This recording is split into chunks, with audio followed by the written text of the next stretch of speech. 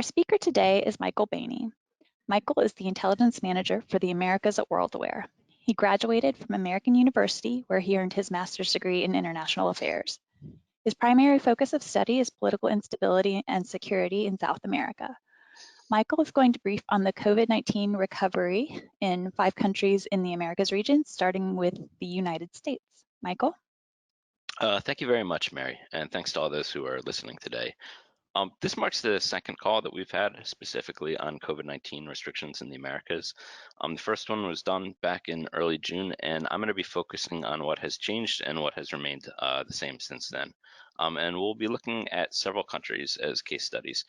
First, I'll go over the situation in the United States, and I'll move on to some of the biggest economies in Latin America: Mexico, Brazil, Chile, and Peru. These countries together represent a range of different approaches to combating the pandemic. So let's start off with the US. To begin, there have been some recent changes in the restrictions at the federal level in the United States, but these changes will have less of an effect than it might seem at first blush. Previously, the government required that all international flights from high-risk countries be rerouted to one of 15 airports. Earlier this month, however, the government ended this mandate, and international flights can resume at all international airports. However, the 15 airports that were previously accepting international flights from high-risk countries were among the busiest airports in the US, and a very large percentage of international flights were destined for those 15 airports even before the pandemic. Consequently, this restriction never really had a particularly significant effect on international travel, and its abolition will similarly not cause a major change in the availability of international flights. In addition to that restriction on airports, the federal government previously imposed a ban on the entrance of non-resident foreign nationals who, in the past 14 days, have been in China, excluding Hong Kong and Macau, Iran, the UK, Ireland, Brazil, and the Schengen area of Europe. Those restrictions remain in place, even though some of those areas covered by the ban now have fewer COVID-19 infections per capita than the US. And also the closure of the land borders with Canada and Mexico to non-essential travel does remain in place. As is well known, the federal government hasn't imposed social distancing, quarantine, or stay-at-home orders, and has left such orders to the states. So what have the states changed in their restrictions recently? The biggest change that we've seen is that many states have imposed quarantine orders that oblige people traveling to the state to self-quarantine, usually for 14 days. So the states here are effectively publishing a list of other states and saying, if you're coming to our state from one of the states on this list, you have to stay at your place of lodging for 14 days without going out and about. And while each state comes up with its own list of locations travelers from which must quarantine, some of the states are de facto working together in this effort. A prime example of this cooperation is the states of New Jersey, New York, and Connecticut. While all 3 of those states technically come up with their own list of states travelers from which must quarantine, they use the same exact criteria for adding states to their list, so the lists end up being identical. And these criteria are based on positivity rates. So New Jersey, New York, and Connecticut, which all have these identical lists, also they consistently announce changes to their list within a couple hours of each other. All the states reserve the right to change their quarantine list at any time, but in reality, those announcements always come on Tuesday mornings, at least for those 3 states. And so there's a degree of predictability to the modification of quarantine orders in all 3 states. That's not to say, however, that 3 states all have the same exact system in place. And this is kind of demonstrative of the intricacies in the patchwork of systems that we have here in the U.S. Right. So notably, Connecticut and New York quarantine orders are legally enforceable mandates that must be obeyed, with disobedience punishable by law. In New Jersey, however, they issue a quarantine order that's not really an order, it's not really a mandate. It instead tells all travelers from the affected states that the state government advises them that they should self-quarantine, rather than mandates that they must self-quarantine. And that wording makes New Jersey's order unenforceable, in contrast to the enforcement orders in Connecticut and New York. If you're a WorldAware client, you may have noticed that our alerts do make that distinction. Obviously, we view it as our job to make those distinctions so that our clients understand what they're ordered to do and what is merely recommended. Of course, New Jersey, New York, and Connecticut are not the only states that have similar quarantine orders. And I'm not going to go through the restrictions in all 50 states on this call, but suffice to say, several states have individually adopted similar measures, ordering or suggesting travelers from states with particularly high COVID-19 infection rates to self-quarantine. Some local governments have also recently adopted such measures. For example, the city of Chicago maintains its own list of states travelers from which must self-quarantine, even though Illinois has no such list. And Chicago's measures are legally enforceable. People who violate it are subject to fines. Other state and local restrictions differ, despite some similarities with how things work in Chicago. Pennsylvania, for example, has its list of states that people coming from have to are advised to self-quarantine. And Philadelphia also maintains this list. And the Philadelphia list is actually, it has more states on it than the Pennsylvania state list does. However, both the Philadelphia list and the Pennsylvania list are unenforceable advisories rather than legal mandates. And again, clients can find those distinctions in our alerts. And you know, again, the proliferation of such quarantine orders is a relatively new development that we've seen since our last call. Another distinction that we make in our alerts is whether state quarantine orders cover international travelers. So some states order people from other US states to quarantine, and that's it. And then other states order people to self-quarantine if they're coming from certain US states or if they're coming from abroad. And that's the distinction that we make in all of our alerts. And again, I can't get into the nuances of such restrictions in all 50 states on this call. But yeah, if you look at our alerts, we do go and individually make that distinction and say, and international travelers must quarantine if that's the case. Another change that we've seen in the past few months is that several states have incrementally loosened their restrictions on business and movement. However, some states have broadly loosened the restrictions and then selectively reimposed some restrictions in response to continued or even escalating COVID-19 activity. The regulations regarding the operation of bars is actually a prime example of that. It's now quite widely accepted that bars have served as focal points for several outbreaks. The conditions in bars seem to be extremely favorable to spreading the virus, right? Bars are indoor venues that are poorly ventilated. They have air circulating due to air conditioning units, and they feature people sitting very close to one another, often speaking very loudly. As many likely know, studies have repeatedly shown that loud speaking spreads more droplets of saliva further distances. And of course, people in bars are eating and drinking, so they're putting, you know, things potentially contaminated by the virus into their mouths. And that's to say nothing of the fact that what people are drinking generally in bars is alcohol, right? Which obviously can have the effect of making people drop their guard and ensuring that they're avoiding touching their face, maintaining a proper distance from others, etc. So we've seen states that are loosening their restrictions actually go back and increase restrictions on bars and other businesses as they feel, and other businesses that they feel are particularly conducive to spreading the virus. So now that we've gone over how restrictions have changed, how has the actual activity of the disease itself shifted in the US? Well, on the first one of these calls back in early June, we said that we were concerned that Arizona, California, and Florida were lifting their restrictions despite there being no clear evidence that they had a handle on the spread of the disease. And indeed, all three of those states did see major spikes in COVID-19 infections, and they were, for a time, among the worst affected states in the country. In Arizona, however, the state is now only reporting about 1/10 of the number of daily new infections that it had at the peak of its outbreak. California is also well below its peak in terms of infections, although it continues to report more infections daily than it did back in June. Florida is a bit of an outlier. While the number of new infections it reports is only about 1/5 of what it was at its peak, the number of COVID-19 deaths that the state records has not fallen by nearly as much. Florida is also conducting far fewer tests than it did at its peak, and its test positivity rate is well north of twice the rate of the US overall. So at least some of its drop in reported infections is likely to be due to low levels of testing. The Midwest has seen a troubling uptick in infections.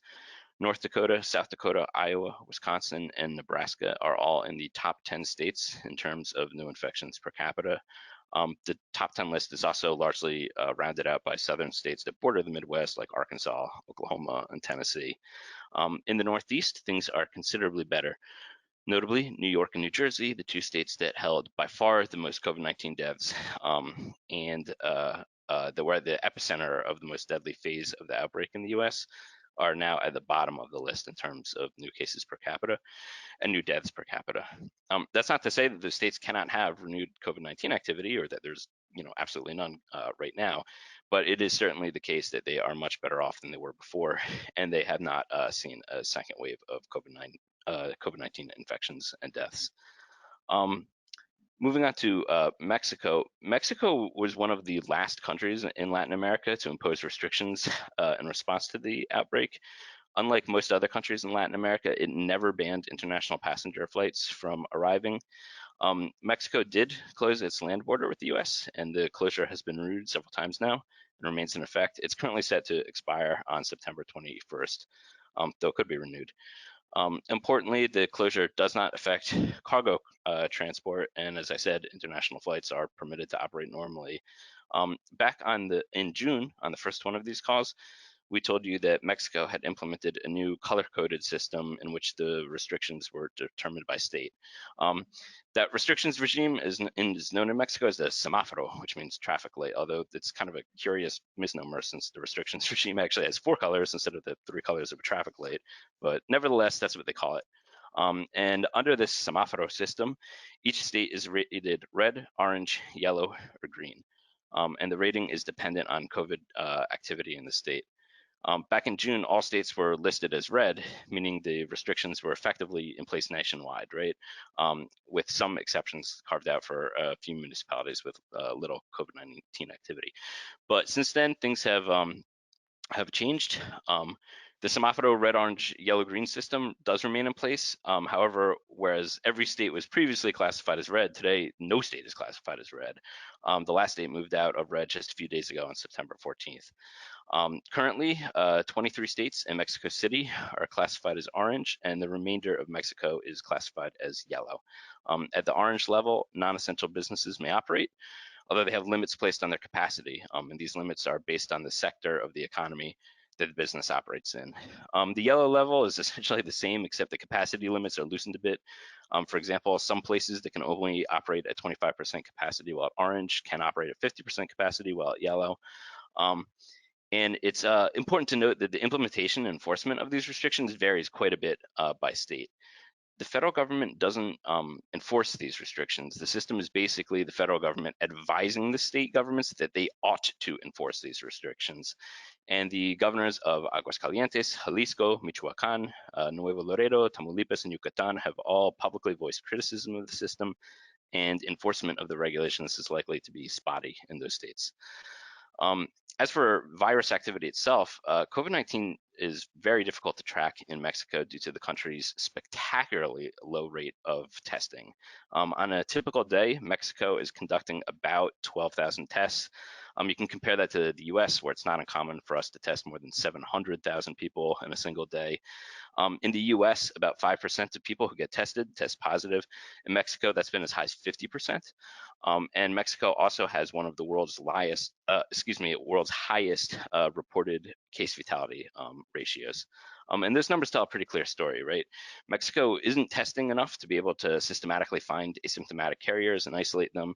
It's instead testing people who, it's testing remarkably few people, many of whom are, probably only being tested once they're already obviously sick, and in many cases likely even deathly ill with the disease. And the extreme case fatality ratio is likely the result of an inordinate percentage of people with non-fatal cases simply going undiagnosed. More than any country, I think we can say Mexico is really only catching the cases that are obvious and missing many others. Notably, for example, while official statistics say that approximately 70,000 Mexicans have died of COVID-19 so far, the Ministry of Health recorded over 120,000 more deaths from mid-March to July, through July, I should say, this year than the same time period last year. And while there has been an uptick in drug violence and the pandemic may be causing some excess deaths through people, avoiding hospitals to treat things like heart attacks, it's hard to imagine that the great bulk of those 120,000 excess deaths were anything but COVID-19 deaths, many of which were simply not properly recorded as such. And so there's plenty of reason to believe that Mexico's official COVID-19 numbers are artificially low, and that the country will continue to struggle to stem the spread of the disease despite its official numbers. I think we can really say that effectively Mexico is kind of flying blind in attempting to contain this pandemic as a result of having just such poor data. A lot like Mexico, Brazil implemented measures to curb the spread of COVID-19 significantly later than many other Latin American countries, and it actually has already lifted several of the restrictions way earlier than other Latin American countries. So, for example, Brazil banned foreign nationals from entering the country about 3 weeks after El Salvador did the same. El Salvador was the first Latin American country to do so. Not only was Brazil slow to implement this policy, but it's already lifted it. And while several other, Latin American countries continue to ban foreign nationals from the country, you can fly to Brazil. Brazil's land border does remain closed, and that's notable, of course, because Brazil has a very long land border. In fact, it's the third longest in the world, and it borders every country in South America except for Ecuador and Chile. But that measure doesn't really have as much of an effect as it might seem as first, because much of Brazil's border is in extremely remote jungle areas, and its major cities are mostly far from the border on the coast. And so consequentially, most travel to Brazil, even from neighboring countries, is done via aircraft. And the land border closure doesn't apply to international flights, which are allowed into the country, right? One notable restriction that does remain in place is that non-resident foreign nationals who do fly to Brazil are required to prove that they have health insurance, and they must leave within 90 days. But apart from that, the restrictions have largely been left to the states. A handful of states have decreed that international flights cannot land in them. However, these states are not where most people go anywhere, so the effect is minimal. Brazil's major cities are all in states that in which international flights are permitted to land, and obviously that includes Rio, Sao Paulo, Brasilia, all of which are open to international visitors. The states of Rio de Janeiro and Sao Paulo do place restrictions on business operations.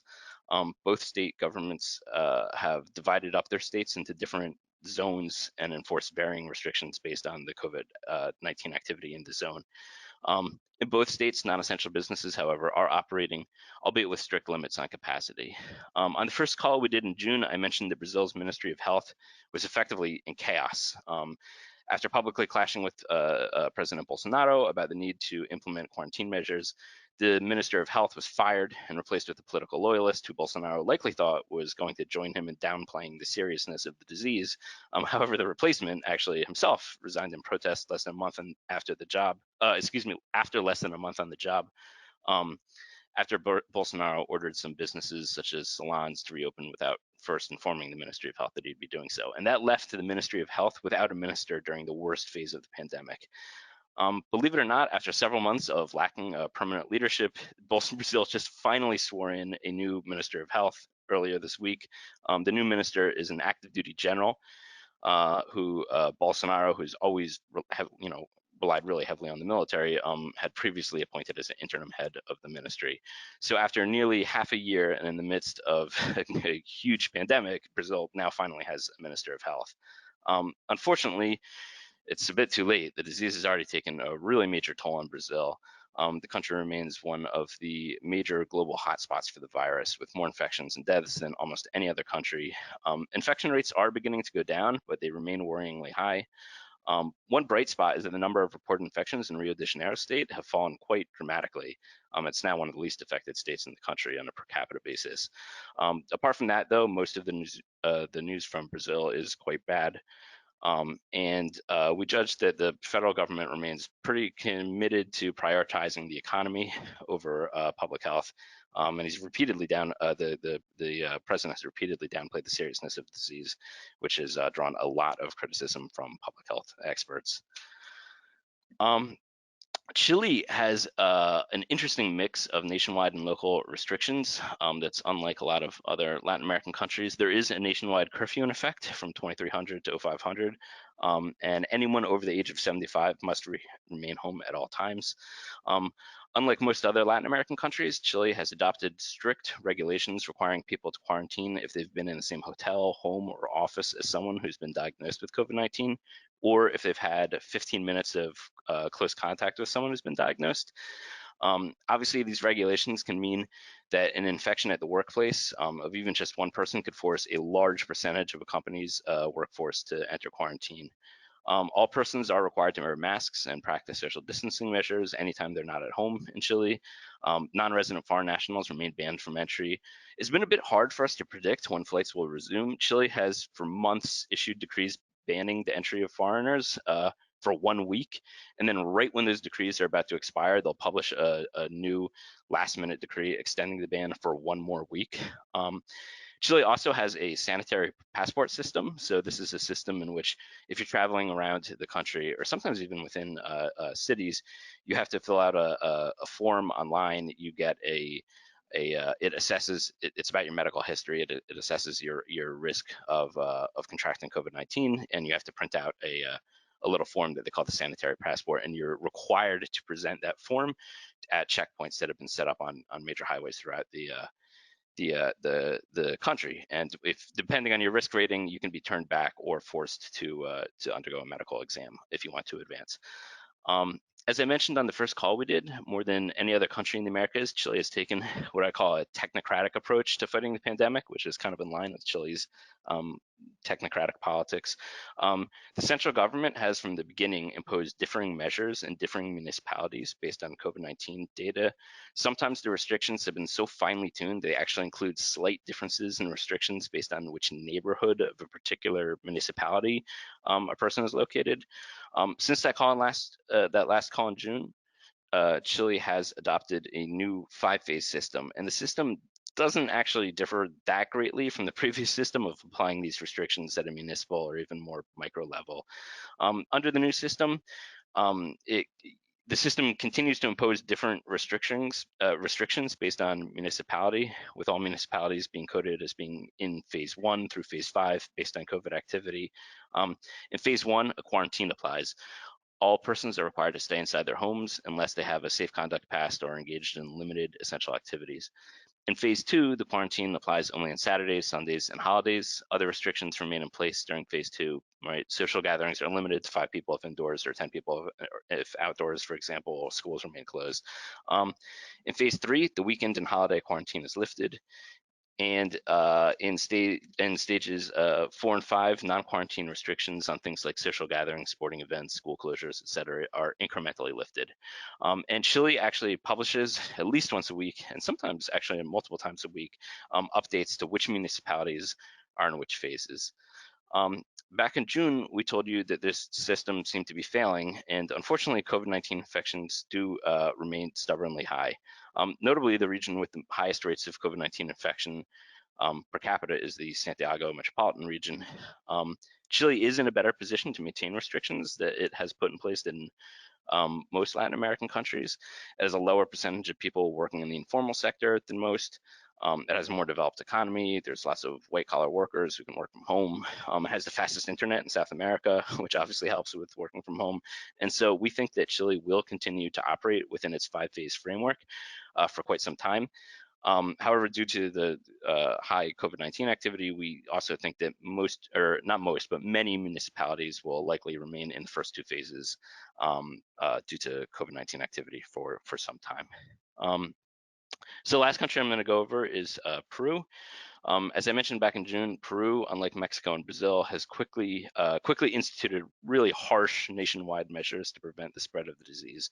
Those measures included a total ban on international travel, and for a while, actually, a total ban on domestic travel, nationwide quarantine orders, a nightly curfew, and the use of the military to enforce those rules. The restrictions have since been revised a few different times. While the total ban on international passenger travel has remained enforced ever since the beginning of the spread of COVID-19 in Peru, at one point, the restrictions on internal movement were significantly loosened, despite a major and persistently high number of COVID-19 infections and deaths. However, the government quickly imposed a new restrictions regime that once again curtailed internal movement. Under the regime that's now in place, all persons are required to remain in their homes midnight Sunday until 0400 Monday.